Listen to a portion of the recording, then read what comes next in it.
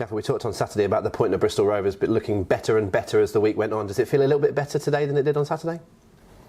Yeah, possibly, yeah. I think I thought on the day that point was a good result because of the way the game went. When we've looked back at the data and our actual performance, then yeah, a point is probably a better result.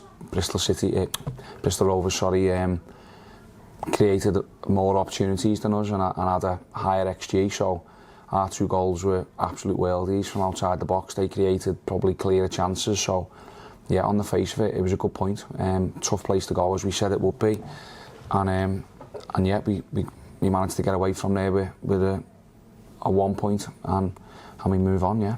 We've made loads of the first third or so of the season about the teams that we've played against, the position we've got to. It almost feels like we're entering a new phase now where teams will play against Argyle, whether it's home or away, and look at us as a scalp, as the team that's at the top of the league, and their approach will start to be different, won't it? But yeah, possibly. I think when you're sitting at the top of the league, everyone understands that you've been doing well, you've been doing something right, because otherwise you wouldn't have them types of points. So they'll have to get their organisation right, and as you say, their managers, it must be easy for them to say, come on, we want to be the first one to beat them. They haven't lost in however many games it is now, 11 is it, I think, whatever it is. So yeah, people will be wanting to beat us, and we've got to be ready for that. We understand where we're sitting at the top of the league, and we know how we've got there. We know what we've done well as a team, and also areas that we still think we need to improve on. So yeah, we're not going to rest and just think it's going to be easy because we're at the top. We've got to be right for every single game. Absolutely. Your bench on Saturday had 3 teenagers on it, I think, and a couple of inexperienced players. You've got a few injuries. Dan Sky is still suspended for Tuesday night. How is that? How are we looking on that front? Okay, I think possibly might have Sam Cosgrove available tomorrow. So he's come in today and his calf feels better. I thought he said it was stiff at the weekend and it wasn't probably worth the risk to have him involved. So it did make us light. We had 3 teenagers on the bench.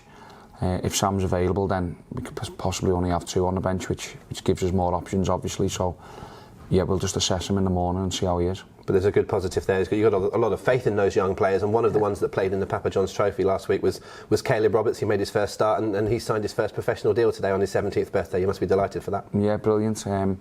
His family came in last week and got some nice photographs and whatever. It's a big moment for them. I remember turning 17, signing my first professional contract. It was a big deal. So yeah, I'm pleased for Caleb. He's doing really well. He's playing well for the under-18s.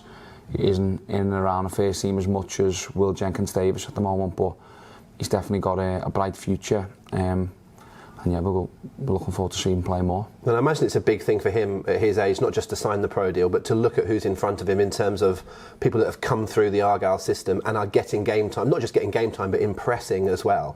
When you're 17 and you look up and think, I've got no chance, that must be quite bleak. But when you think, actually, I can be like X, Y, and Z, that's a really cool thing for him. Definitely. I think he only has to look at Adam Randall, who plays in a similar position, and look at sort of how Adam's journey's gone. So Adam was in and around the first team for our first year. Second year, he went out and got a loan to Torquay and gained some experience. Third year, he played some games, and this year he's pretty much every week he's starting. So there is a pathway into the first team for all of you, the academy production. And I urge all of the parents to look at what we're doing and think, well, this is a good place for their son to be learning his trade, because as long as we're in charge and as long as we're here and the club have got this vision, the academy products are going to be huge to how well we do, because it's important that we give them that pathway, and it's important that we get as many of them into the first team as possible. Most definitely. Let's turn our attention to Tuesday night at home park. It's going to be another full, if not very, very close to being full, against Shrewsbury Town. What are you expecting from them? They've been quite hit and miss, haven't they, lately? They either win or they lose, it seems, Shrewsbury, but they've been a bit inconsistent, but they've got some good players. They have. They're slightly different as well. I watched them back a couple of weeks ago when we were playing MK Dons. That was the game I watched, and I thought they played well on that day. Passed the ball really well. Deservedly won that game, and then, as you've just said, they lost at the weekend to Charlton. Probably didn't play as well as they would have wanted to play, but yeah, I think like every team in League One, they've got some good quality, they're well organised, don't give up an awful lot. They're a threat from set pieces, so we have to make sure that we're right and we play as well as we can to try and get a result, because we've just spoken about our home form and how well we've been doing here this year, but the performance level is going to have to be just as good as it was for Sheffield Wednesday or Ipswich or Barnsley game, because Shrewsbury are not going to be an easy team, definitely not. It's always difficult to predict what's going to happen in any League One game, but I think looking before the weekend and indeed afterwards, Bristol Rovers are up the top for goals scored and down the bottom for goals against, if you see what I mean. They've scored a lot and conceded a lot. Shrewsbury are the opposite. I think they're one of the lower scorers, but one of the lowest conceded as well. So perhaps a little bit of a tighter affair, possibly. Yeah, potentially, yeah. And we said that, didn't we, last week when we played Bristol Rovers? We'd expect goals in the game because of yeah, as you say, their data and the information we've got on them. And you're right, Shrewsbury are one of the lower scorers, but I say don't give up an awful lot either. Well organised, got some good defenders. Goalkeeper's a good goalkeeper in our opinion. So yeah, it'll be a hard game, but we've just got to try and be positive about it. So we know how well we've been doing here. We didn't think we played great at the weekend, but we got a point. So our performance level is going to have to be better to get more than a point on tomorrow night. Yeah.